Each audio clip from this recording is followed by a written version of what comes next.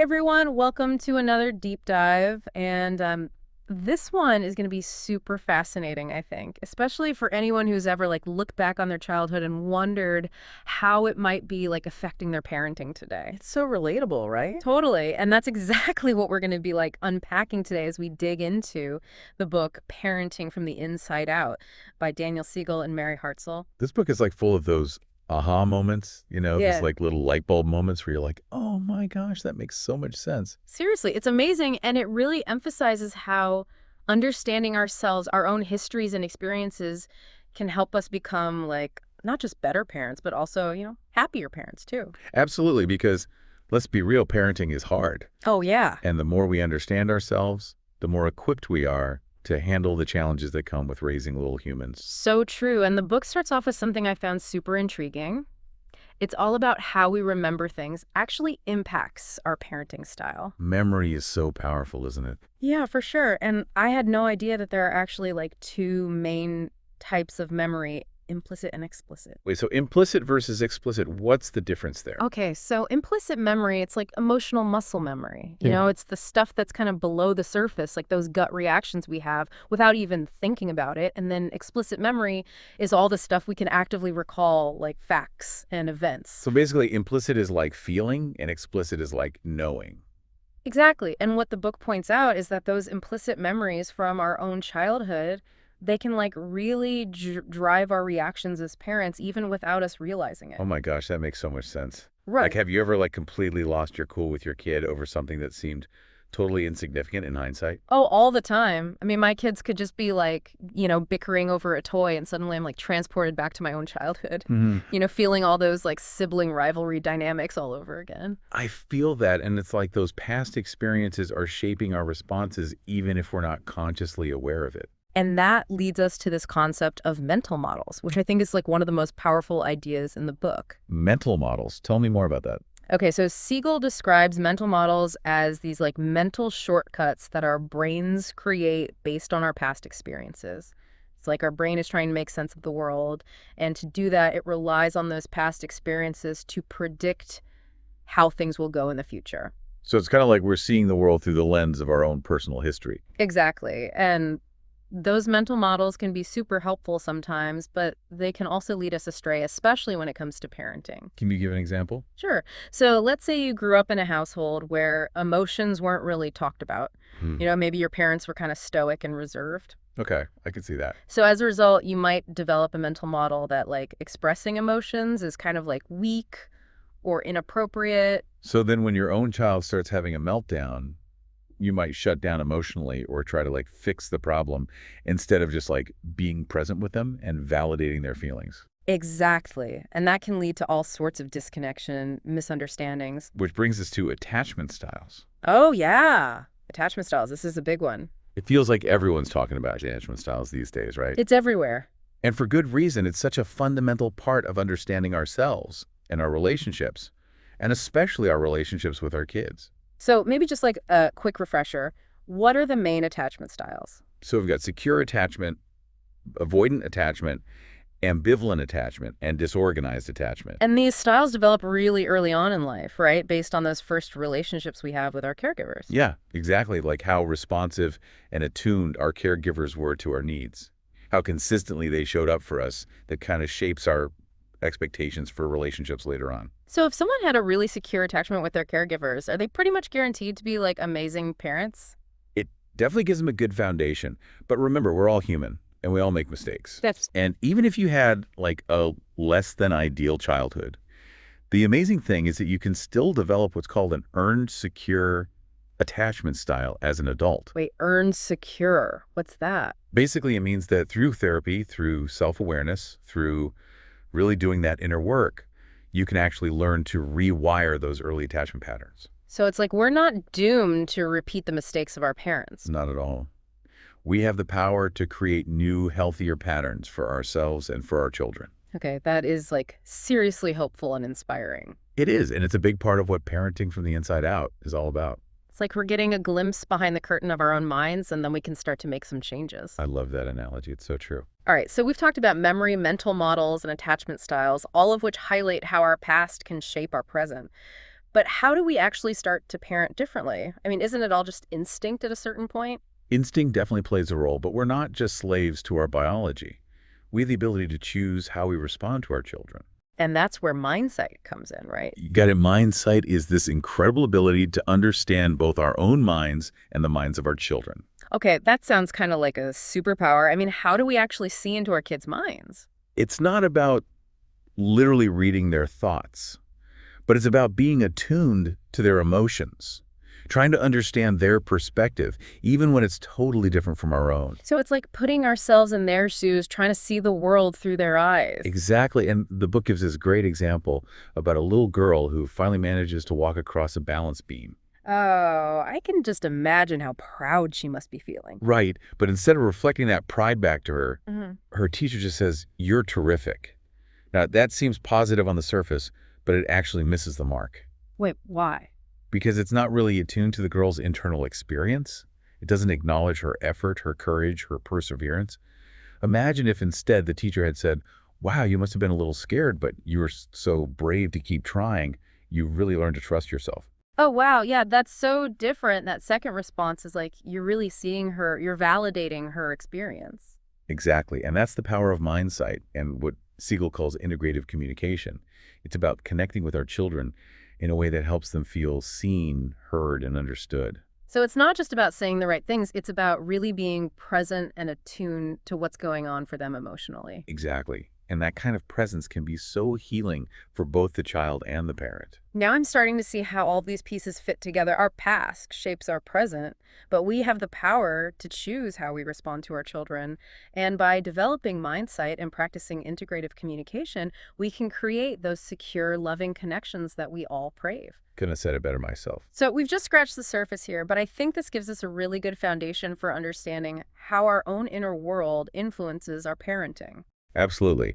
And in the next part of our deep dive, we're going to explore those 4 attachment styles in more detail. And we'll start to unpack some specific strategies for becoming more mindsightful and integrative parents. Sounds good. I'm already looking forward to it. All right, so attachment styles. I feel like this is something that everyone is talking about these days, but it can be kind of confusing, you know? Yeah, it's definitely become like a buzzword, but it's so much more than that. Right. Like, Yeah. how do these attachment styles actually play out in real life, like in our parenting? Okay, so let's start with like the gold standard secure attachment. Okay. Secure attachment sounds pretty good. It's like the ideal, right, for both ourselves and our kids. Absolutely. But what does it actually look like in a parent-child relationship? So someone with a secure attachment style, they generally feel comfortable with both intimacy and independence.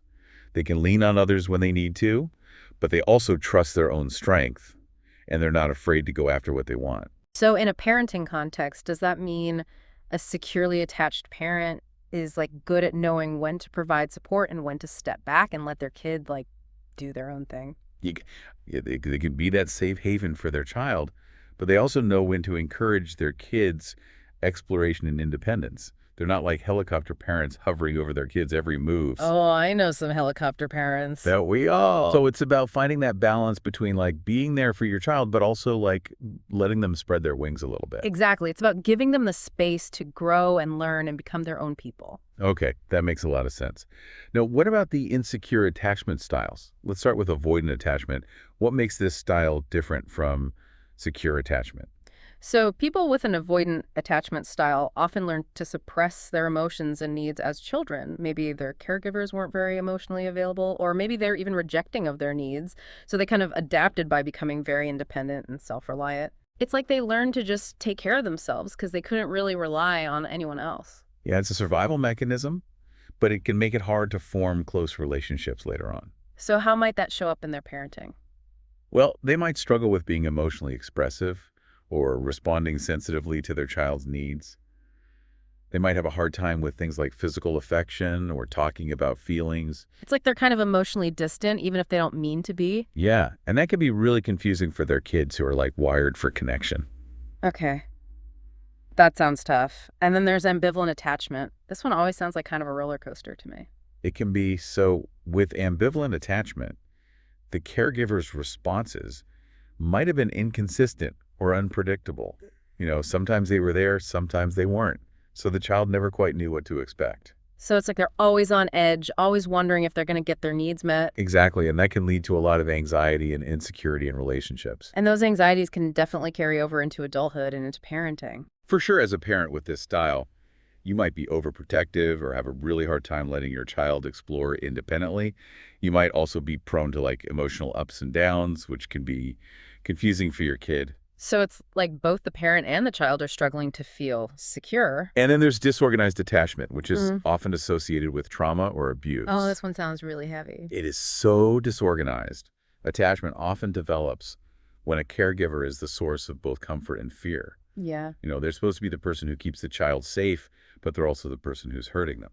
So it's like the child's whole world is turned upside down. Exactly, and that can have a really profound impact on their development. So with all this talk about attachment styles, should everyone be trying to figure out their own attachment style? I think it could be incredibly helpful just for your own self-awareness, but also to help you understand your child's behavior, It's like getting a behind the scenes look at the reasons behind certain reactions. right? Like maybe your child's clinginess isn't just them being difficult, but it's coming from this deep-seated need for reassurance and security. Okay, that makes a lot of sense. And remember, these are just like broad categories. Most of us have elements of different attachment styles.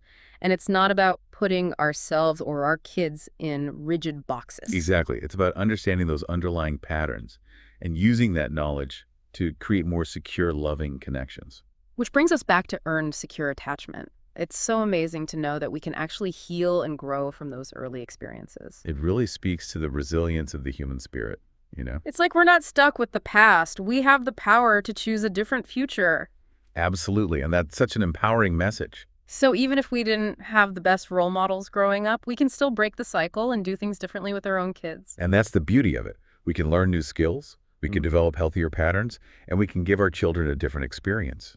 I love that. But how do we actually change those automatic reactions? Those moments when we're triggered and we just revert back to those old patterns. That's the million-dollar question, right? Yeah, like how do we actually put all this knowledge into practice? Well, the first step is to simply notice those moments when you're getting triggered. Mm-hmm. That feeling when your heart starts racing, your muscles tense up, your thoughts start spiraling. It's like those little warning bells going off in your body. Exactly. It's your emotional brain taking over, ready to react in that familiar, often less than ideal way. Okay, so we're starting to notice those triggers. What's next? The next step is to pause, to create some space between you and your child, both physically and emotionally. So that could look like taking a few deep breaths or stepping away for a minute or even just saying like, hey, mommy needs a moment to calm down. All great strategies. It's about shifting from reacting to responding. It's like hitting that pause button before you Exactly. say or do something you'll regret later. Exactly. You're giving yourself a chance to think things through and to respond from a more grounded place. And once you've had a chance to calm down, how do you repair the situation, especially if you've reacted in a way that wasn't your best self? The repair process is so important. It's about acknowledging your mistake, apologizing if necessary, and reconnecting with empathy and understanding. I think about all the times I've snapped at my kids and then later I feel terrible about it, but just saying I'm sorry doesn't always feel like enough. Yeah, you're right. It's about more than just words. It's about genuine remorse and a willingness to make things right. It's about showing them that we're not perfect, but we care enough to try to do better. And that's such an important message for them to internalize it. Helps them develop their own self-compassion and resilience. It's like we're modeling how to deal with difficult emotions in a healthy way. Exactly. It teaches them that relationships can weather storms and emerge even stronger. So much of this is about us doing our own inner work so that we can show up as the best parents we can be. It really is a journey of self-discovery and growth. It's about understanding how our past is shaping our present, but also choosing to create a different future both for ourselves and for our children. Okay, I'm feeling inspired to put all of this into practice, but it feels like we need more than just awareness. We need tools. You're so right. Knowing is only half the battle. Let's move on to some specific strategies from the book that can help us become more mindful and integrative parents. All right, so tools, let's talk tools. We've done all this talking about, understanding ourselves and our kids' attachment styles and those like low road moments. But how do we actually put all this knowledge into practice? What can we actually do to become more mindful parents? One of the most practical and I think powerful tools that Siegel and Hartzell offer in the book is this idea of reflective dialogue.